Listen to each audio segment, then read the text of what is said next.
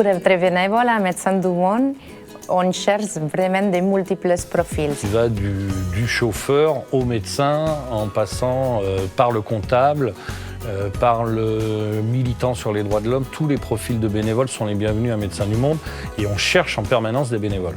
L'engagement que c'est attendu d'un bénévole, c'est plutôt un engagement à longue durée. On préfère que tu consacres demi-journée la semaine, mais vraiment que tu prennes un engagement qui va durer quelques mois, quelques années. C'est important de prendre cet engagement de longue durée parce que ça te permet de créer des confiances avec tes collègues, mais aussi avec les personnes qui vont bénéficier de ton aide. Pour devenir bénévole, il n'y a pas de recrutement par téléphone.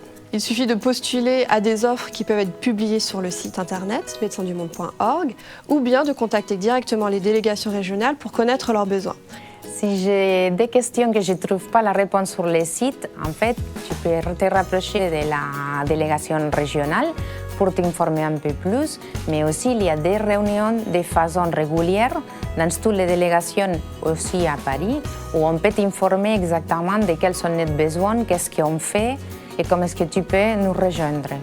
Vous trouverez sur notre site internet toutes les dates des réunions d'information en délégation régionale. Est-ce qu'on peut être bénévole à l'étranger? Non, c'est dommage, mais à Médecins du Monde, on priorise surtout cet engagement à longue durée, que c'est un peu incompatible avec les bénévolats à l'international. Être bénévole pour MDM France, c'est d'abord de s'engager sur des missions de proximité dans les délégations en France. Les actions des bénévoles au sein des Médecins du Monde France sont assez variées. Il y a les centres de soins qu'on appelle CASO, où on fournit des soins, mais aussi d'accompagnement, de sensibilisation, de référencement des personnes en situation d'exclusion sanitaire. Il y a aussi des actions où on va vers des personnes en situation de vulnérabilité, comme par exemple les usagers de drogue, travailleurs du sexe.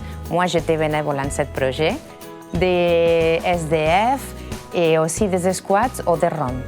Quelles sont les évolutions possibles lorsqu'on est bénévole? On a aujourd'hui au conseil d'administration des bénévoles qui sont d'anciens salariés, qui avant d'être salariés avaient été bénévoles et avant d'être bénévoles ont pu être salariés. Donc il y a des ponts en permanence entre le bénévolat et le salariat en fonction des compétences, en fonction du temps qu'on a et en fonction des responsabilités qu'on veut prendre à Médecins du Monde.